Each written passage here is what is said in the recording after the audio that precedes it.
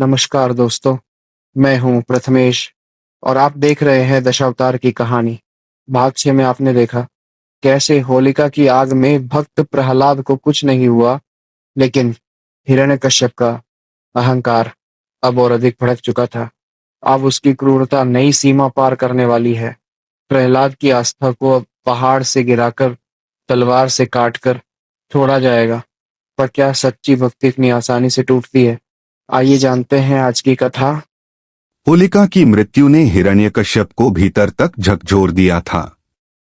वो समझ गया अब प्रहलाद केवल एक पुत्र नहीं, बल्कि उसकी सत्ता के लिए खतरा है। उसने क्रोधित होकर चिल्लाया, अब कोई चाल नहीं, अब मैं स्वयं इसका अंत करूंगा। उसने सैनिकों को आदेश दिया, इस बालक को पहाड़ की चोटी से नीचे फेंक दो। प्रहलाद को एक ऊंचे पर्वत पर ले जाया गया। चारों ओर असुर सैनिक और नीचे गहरी खाई। लेकिन उस मासूम बालक की आंखों में डर नहीं था, केवल विश्वास था। उसके होठों पर केवल एक नाम था, नारायण, नारायण। सैनिकों ने उसे धक्का दिया।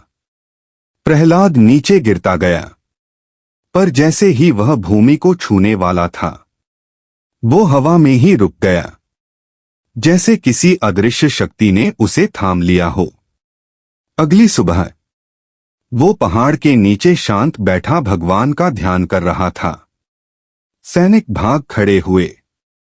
हिरण्यकश्यप अब उग्र हो गया। अब तलवार ही इसका अंत करेगी। प्रहलाद को दरबार में बुलाया गया। हिरण्यकश्यप स्वयं तलवार लेकर सामने आया। आज तुझे तेरा विष्णु भी नहीं बचा पाएगा। लेकिन प्रहलाद मुस्कराया, अगर भगवान चाहेंगे तो आप मुझे छू भी नहीं पाएंगे। हिरण्यकश्यप ने तलवार उठाई, लेकिन जैसे ही उसने वार किया, तलवार बीच में ही टूट गई। उसके हाथ कांपने लगे। पूरे दरबार में अजीब सी ऊर्जा फैल गई। प्रहलाद अब केवल एक बालक नहीं, वो ईश्वर की इच्छा का प्रतीक बन चुका था। हर बार जब हिरण्यकश्यप ने उसे खत्म करने की कोशिश की, ईश्वर ने उसे बचा लिया बिना दिखाई दिए।